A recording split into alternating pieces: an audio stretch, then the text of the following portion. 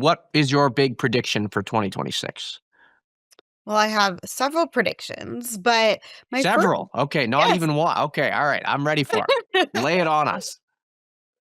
Well, the first is that the AI boom and the private financing side is going to continue to at least Q1 because we're already hearing about a lot of companies that have marked their calendars and said, all right, we're going to do a round in Q1. And so um, that doesn't show signs of slowing, even though there have been some market jitters recently.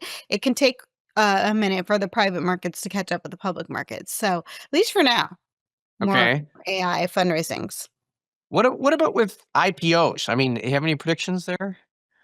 So I actually think the first half of the year is gonna be pretty slow. There's a handful that, might go, but the big names that we're hearing rumored, none of them seem to be ready for the first half of the year.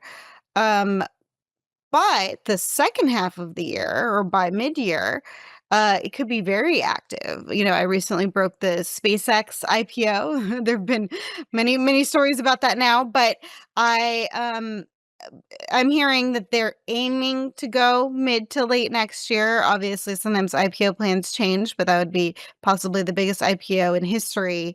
And then we also have potentially Anthropic, and then some of the other big names looking at the second half of the year. Okay, but how big in H2, Katie? Because we're going to break the fourth wall here a little bit. Okay, we did talk about this at a time. You told me you were expecting a record H2 for IPOs. Are we willing to say that that's going to be the case?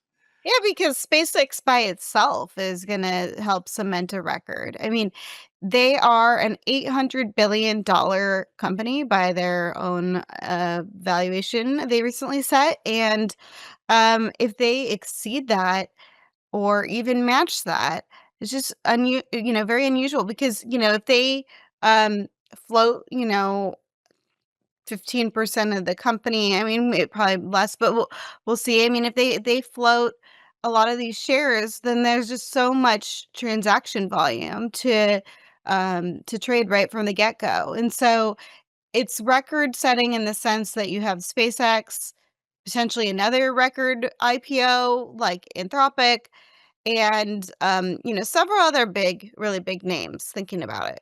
Right. So we could see, I mean, this is a lot of capital being raised, as you said, so we could definitely see that play out.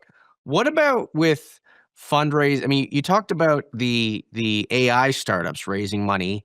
What about in venture capital land? What predictions do you have there?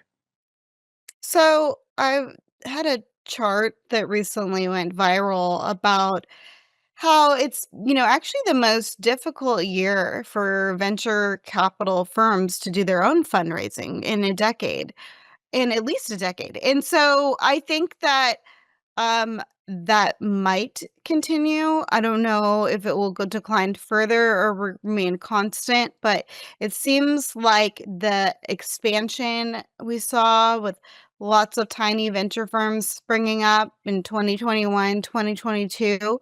Unfortunately, a lot of those firms are going to have trouble raising their second fund unless they were really early on some AI thing.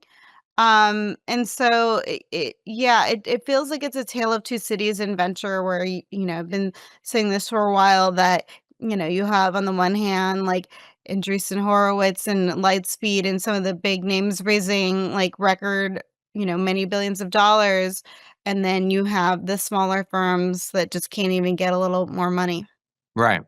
Okay. Well, the big get bigger, as they say. So I'm excited to see how all that plays out.